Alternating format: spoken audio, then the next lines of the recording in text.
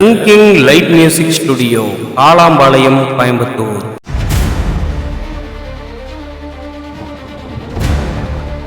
December மழை, episode 17.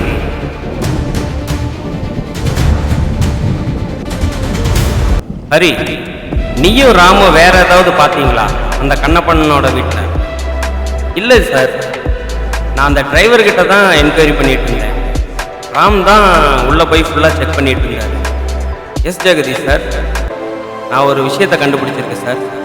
என்ன ராம்? அந்த புதிய பணக்கட்டில் ஒரே ஒரு நோட்டு மட்டும் மிஸ் ஆகுது சார். அதனுடைய நம்பர் 5FL958786. 500 ரூபா நோட்டு மட்டும் காணல சார். இப்போ என்ன சார் பண்ணுறது? ராம், அந்த நம்பரை மறுபடியும் சொல்லுங்கள். Last number sir 786 sir. Ram, அப்போ இத்தனை கொலையும் இந்த 786 ரூபாய் நோட்டுக்காக வேண்டி தான் நடந்துருக்கான். ஆமாம் ஜெகதீஷ் சார், இதை பற்றி நான் நிறைய கேள்விப்பட்டிருக்கேன். இன்ஸ்டாகிராமில், யூடியூப்பில், ஃபேஸ்புக்கில் இந்த ரூபா நோட்டில் 786ன்னு லாஸ்ட்டில் முடிகிற நோட்டுக்கு நல்ல வேல்யூ இருக்குதுன்னு சொன்னாங்க சார். கான்டாக்ட் நம்பர்லாம் போட்டு நிறைய பையர்ஸ் எல்லாம் விற்கிறாங்க, வாங்குறாங்க சார்.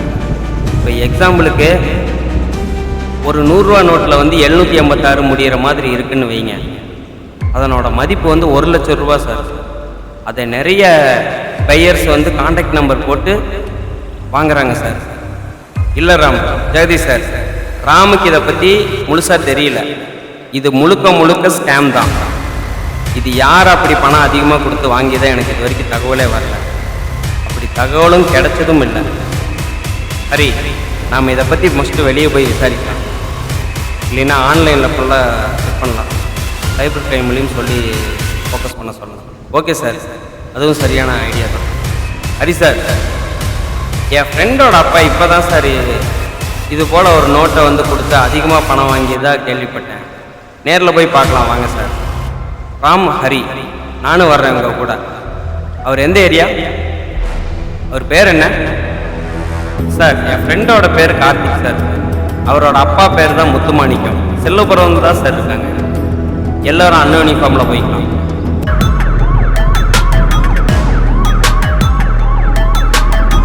அப்பா, கார்த்திக் இல்லையா?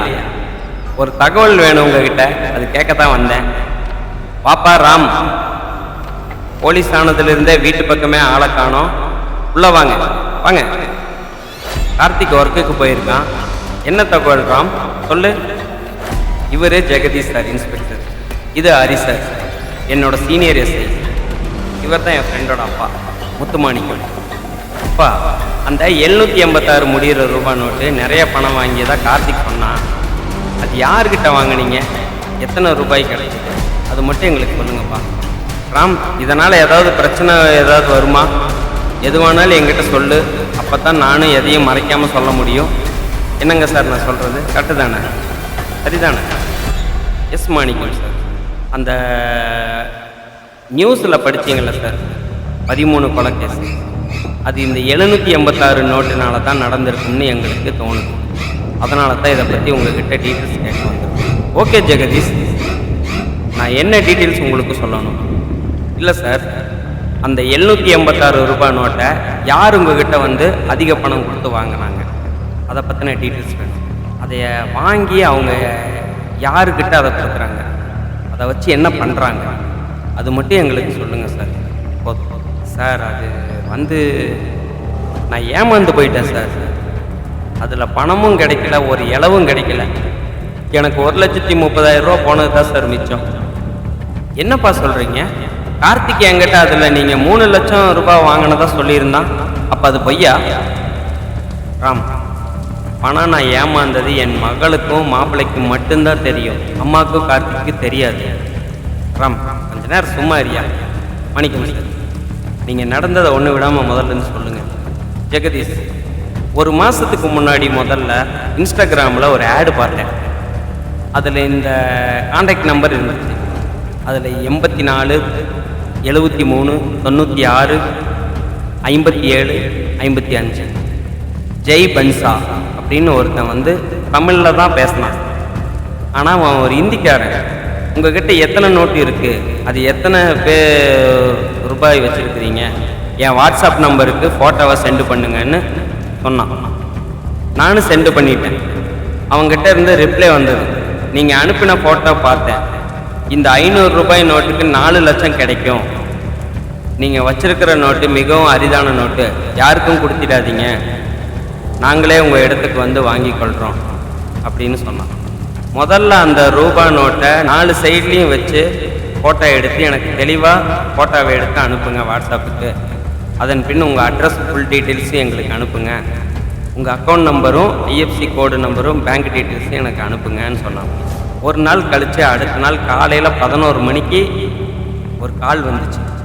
உங்கள் ரூபா நோட்டுக்கு அப்ரூவல் ஆயிடுச்சு, ரிஜிஸ்ட்ரேஷன் ஃபீஸ் கட்டணம் வந்து நீங்கள் கட்டணும், அது வேறு டிபார்ட்மெண்ட்லேருந்து கால் பண்ணுறவாங்க, நான் ஒரு ஏஜெண்ட்டு மட்டும்தான், எனக்கு வந்து நீங்கள் 3% கமிஷன் மட்டும் நீங்கள் தரணும், அப்போ தான் இதை நல்ல ரேட்டுக்கு நான் அவங்கள வாங்க வைப்பேன், அது வெரிஃபிகேஷன் பண்ணின பிறகு நீங்கள் எனக்கு இந்த கியூஆர் கோடுக்கு வந்து சென்டு பண்ணிங்கன்னா போதும் சொல்லி 12,000 ரூபாய் அவனோட கமிஷன் அமௌண்ட்டை மஸ்ட்டாக அனுப்ப சொல்லியிருந்தான். அவங்களுக்கு வெரிஃபிகேஷன் கால் வந்ததுக்கப்புறம் நீங்கள் இந்த கியூஆர் கோடுக்கு வந்து சென்டு பண்ணால் போதும்னு சொல்லி எனக்கு கியூஆர் கோடு அனுப்பிவிட்டான். அவன் சொன்ன மாதிரியே ஒரு ஷான்லின்னு சொல்லிட்டு ஒரு பொண்ணு வந்து கால் பண்ணினாங்க. நீங்கள் ரொம்ப அதிர்ஷ்டசாலி, உங்ககிட்ட இருக்கிற நோட்டு சீரியல் வந்து 5FL 957786, லாஸ்ட்டு 4 நம்பர்ஸ் வந்து 7786ன்னு முடிகிற நோட்டுக்கு மும்பையில் மியூசியம் இருக்குது, அதில் பழைய ரூபாய் நோட்டுகள் கலெக்ட் பண்ணி கொடுக்குற ஆள் இருக்குது, நீங்கள் கொஞ்சம் பணம் செலவு செய்கிற மாதிரி இருந்துச்சுன்னா உங்கள் கையில் 10 லட்சம் இருக்கும், எப்படி பார்த்தாலும் உங்கள் செலவு மொத்தமாக 4 ஆஃபீஸுக்கும் வெரிஃபிகேஷன் அது இதுன்னு ஃபார்மாலிட்டிஸ் எல்லாம் பண்ணுறதுக்கு ஒரு 2 லட்சத்துக்குள்ளே தான் செலவு வரும், எப்படி பார்த்தாலும் உங்கள் கையில் 8 லட்சம் இருக்கும், நீங்கள் தான் முடிவு பண்ணி சொல்லணும், ஏன்னா நீங்கள் பணம் ரெடின்னு சொன்னால் தான் நாம் அடுத்த ஆப்ஷனுக்கு போக முடியும், ரெடி பண்ணிவிட்டு சொல்லுங்கன்னு ஃபோனை வச்சுட்டா. அதுக்கு பின்ன நான் அந்த ஃபஸ்ட்டு டைம் கால் பண்ணின 12,000 ரூபா வாங்கின ஆளுக்கு ஜிபேயில் சைஃபுதீன் காயின்ஸ்னு ப்ரொஃபைல் இருந்தது, ஒரு பணமெல்லாம் நிறைய இருந்த மாதிரி ஒரு பிக்சர் இருந்தது. இதாங்க ஜெகதீஷ், இது அந்த ஃபோட்டோ மொபைலில் பாருங்கள், இதை சேவ் பண்ணிக்கோங்க, நோட் பண்ணிக்கோங்க. சேவ் பண்ணிட்டீங்களா?